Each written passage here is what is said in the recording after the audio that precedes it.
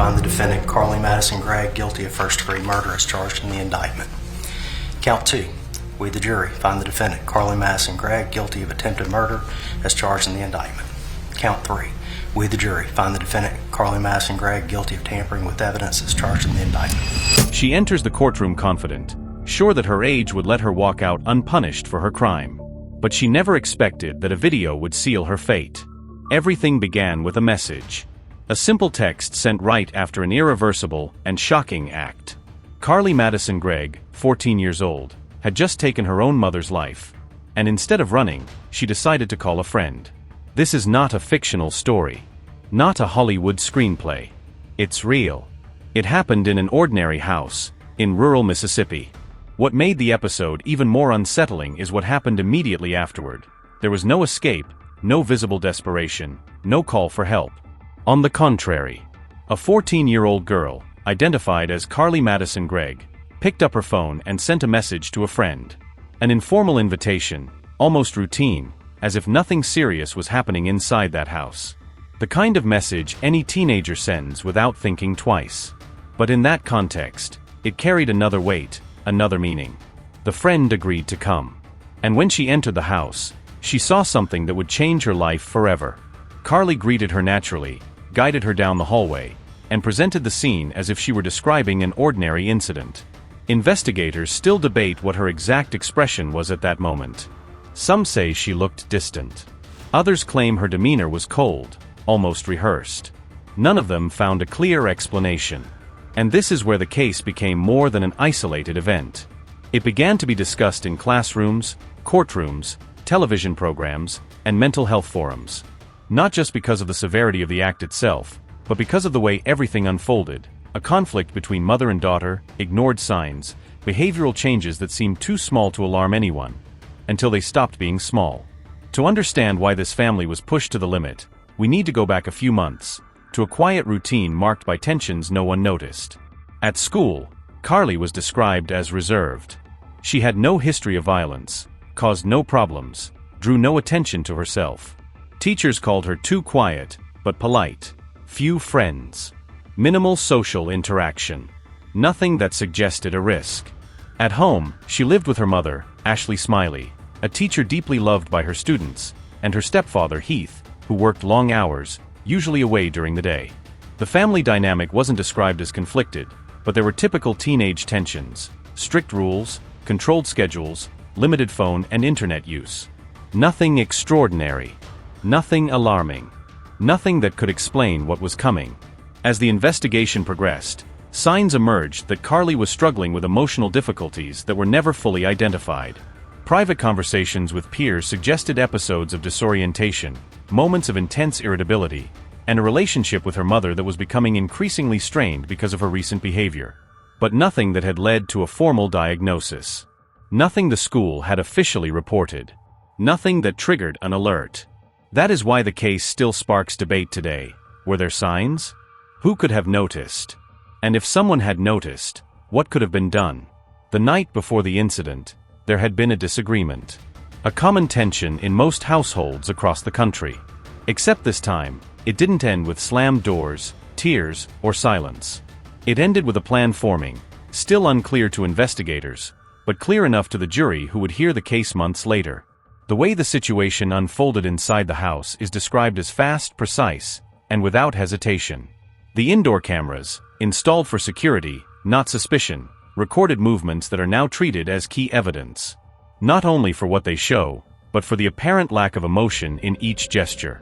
After what happened with her mother, Carly sent the message to her friend and then called her stepfather to come home. What followed was a brief, desperate confrontation that could have ended permanently if he hadn't managed to react. The emergency call he made reveals confusion, disbelief, and immediate shock. A trembling voice describing how his own stepdaughter had tried to harm him. A sentence many parents could never imagine saying. When the police arrived, Carly was no longer inside the house. She had stepped outside, still processing, or perhaps ignoring, what had happened. She wasn't crying. She wasn't hiding. She wasn't running. She was just there. This behavior, later repeated in court, became one of the prosecution's central points. The trial drew national attention not because of legal technicalities, but because of the clash between two completely opposite interpretations of a teenager's mind. The defense claimed she was experiencing severe mental disorganization, possibly episodes of disconnection from reality. The prosecution argued that everything had been planned, that every detail, from the initial argument to the final message, held a clear intention. As the days in court went on, it became clear that this case wasn't merely about domestic violence. It was about the inability to predict what someone so young might be feeling, or hiding. It was about how small cracks can become abysses. And about how an entire community can be caught off guard, even when it believes it knows its teenagers well. The jury's decision would come later. A harsh verdict, rare for someone her age. But before reaching that point, it's necessary to understand why the trial followed that path. Because at the center of the discussion lies a question no one has been able to answer to this day, and one that completely changes how we see everything that happened afterward. And that question begins exactly at the moment the courtroom fell silent, waiting for what would come from the mouths of witnesses who saw more than anyone ever should. When the court opened its doors on that first day, the atmosphere carried a tension that was hard to describe. It wasn't just public curiosity. It was the sense that everyone there was facing a case that didn't fit into any ordinary category. A teenager with no serious history of violence and an apparently functional family, and yet, a sequence of actions impossible to ignore. The first person to testify was the friend who received the message that day. She entered the room with short steps, trying to maintain composure, but her expression said everything. She wasn't just a witness. She was someone carrying a shock that hadn't faded. When asked about Carly's message, she responded with a sentence that was recorded in the case file. It felt like a normal afternoon. Nothing seemed strange. I just went. That sentence became a symbol of the general bewilderment, the total absence of warning. The friend described arriving at the house, the door slightly open, the heavy silence in the hallway, and the moment when Carly simply pointed to what had happened, as if she were showing something inevitable, not something extreme.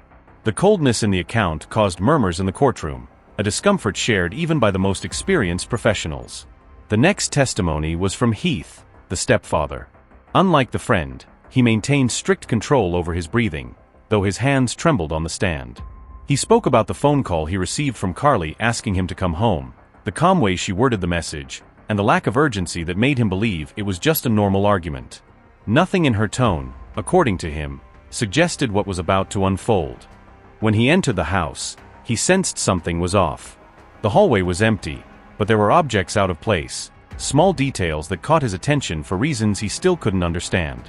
When he finally saw his stepdaughter, he said she didn't look frightened or distressed. On the contrary, she seemed to be waiting. This detail became crucial for the prosecution, which used each word to reinforce the argument that Carly fully understood her actions. Next, the court heard the recordings of the emergency call. Heath's voice shifted between panic and survival instinct. He explained to the operator that he had been grazed and had managed to prevent something worse.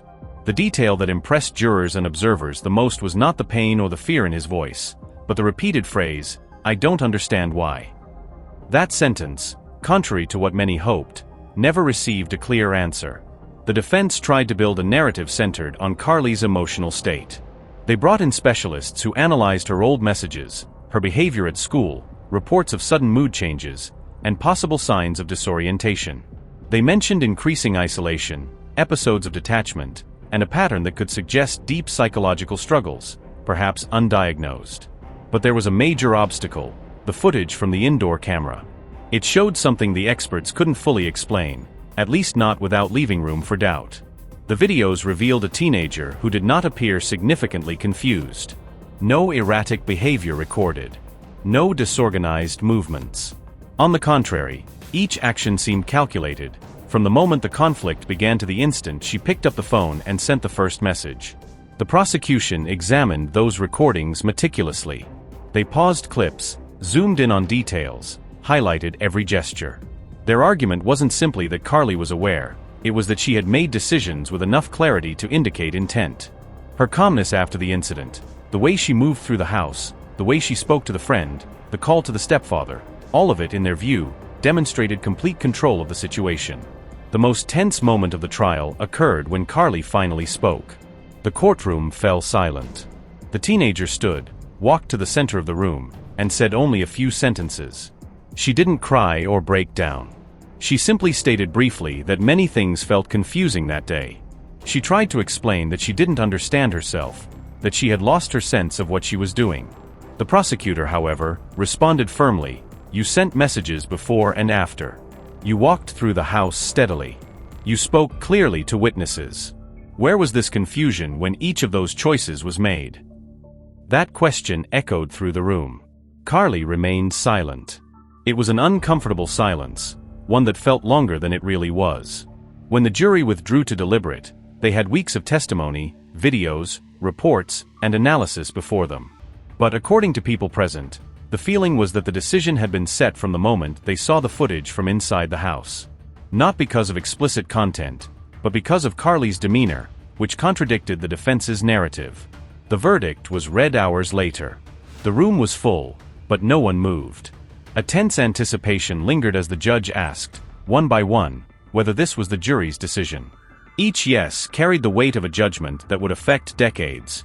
Carly was sentenced to the maximum penalties allowed for someone her age, an outcome as heavy as it was rare in cases involving minors.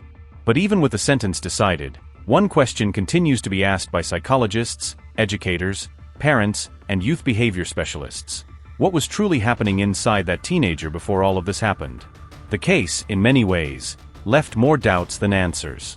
And when we look at the background, old conversations, internal reports, small ignored warnings, we notice that something was there quietly that might have been noticed earlier. Now the challenge is to understand what those signs meant, and why no one managed to interpret them in time.